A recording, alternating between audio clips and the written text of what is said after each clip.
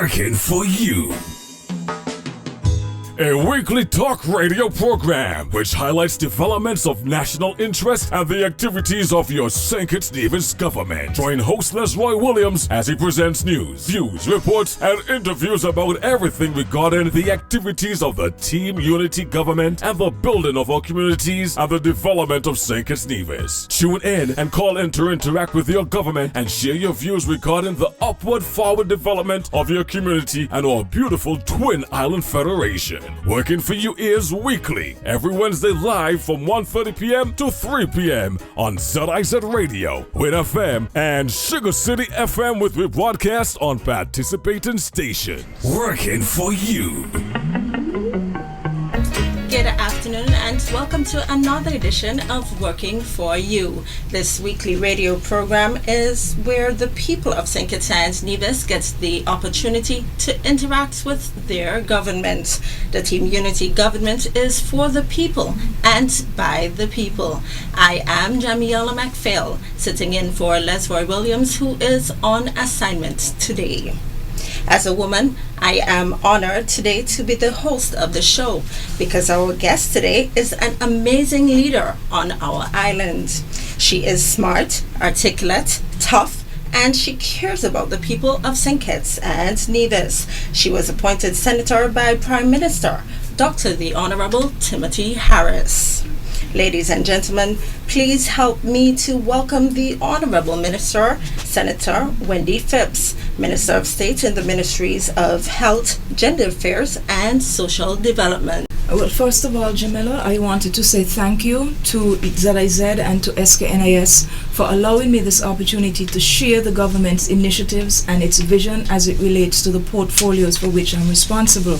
And just by way of correction, I'm directly responsible for health, social services, gender affairs, and community development. Okay. So it's actually part of what is considered the largest portfolio in the cabinet, and it is for that reason why this ministry would have two ministers, a senior and a junior minister. I'm particularly honored to be here, not just to share with the people of St. Kitts and Nevis the vision of the government as it relates to the portfolios for which I have responsibility, but also from the standpoint of basically sending the message about what women can do in the Federation. There are persons who will look at the composition of the cabinet and figure, well, there's only one female in there. So is it a case of affirmative action or is it a case of tokenism? And I don't think either would be an accurate description. I think by definition, what we should be moving towards as governments, both regionally, locally, and by extension internationally, is to have greater representation of women in all facets of development, including leadership from the top. The data shows us that the world over, women lead in so many areas. Okay. Apart from voter turnout, which we constitute the largest demographic for, it's also evident that women also constitute, by and large, the largest membership in churches, and also within the workforce, both the civilian workforce as well as outside of that, meaning the private sector workforce.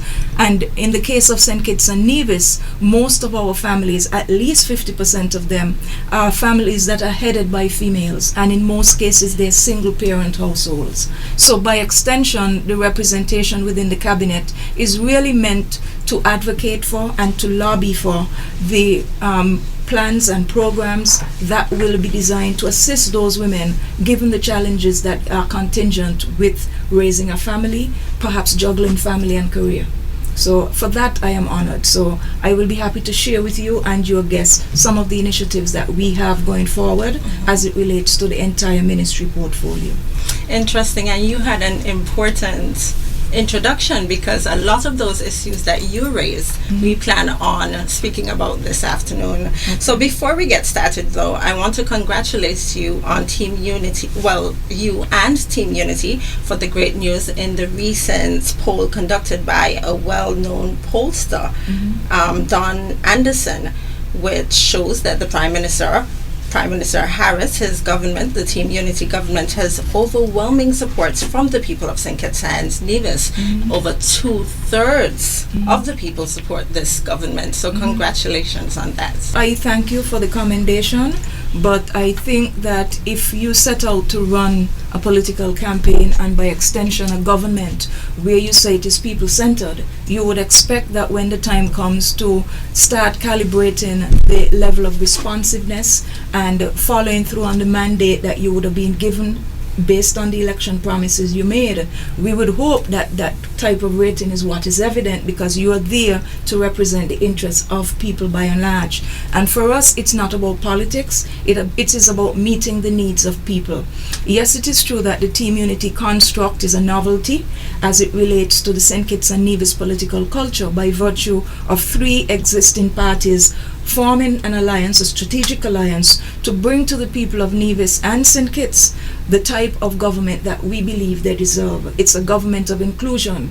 It is a government that speaks towards opportunity. It is a government that speaks towards a national concerted effort at bringing synergies as you confront together the challenges that we face nationally, regionally, and internationally. Because let's face it, at the end of the day, regardless of the political constructs and systems that we would have here in St. Kitts and Nevis, the fact still remains that St. Kitts and Nevis is the smallest member of the OECS, by extension the smallest member of the CARICOM member states, and the smallest country within the Western Hemisphere. And we do not get any special breaks for being small. Our vote is 1 vote at the UN, just like the US, and all of the other G7 countries will have 1 vote. So by extension, we have a big responsibility to the rank and file of the people of St. Kitts and Nevis to do everything in our power to represent their interests. And that representation is not marked by party colors. So I would hope that as we continue to carry out the mandate that we have been given following the elections in February, that type of rating will continue to grow, and that it will be demonstrative of a government that is governing by responsiveness and by initiative and by the inclusion of people. Because at the end of the day, it's a common result and a common success story that we would like to have, and show St. Kitts and Nevis to the rest of the world as a model that can be followed. Granted, as I said, the political construct of team unity is such that it shifts the paradigm politically in St. Kitts and Nevis and by extension the region, because it is the type of thing that has not been tried before. Yes, you've had 2-party coalitions, but not of the type that which we have developed and which we hope to use to change the political culture and change the whole approach to development of people and of the country. So for that, we are thankful for the rating that we have received, but what we would like to see is continued sustenance in terms of that level of approval rating and responsiveness. Fantastic.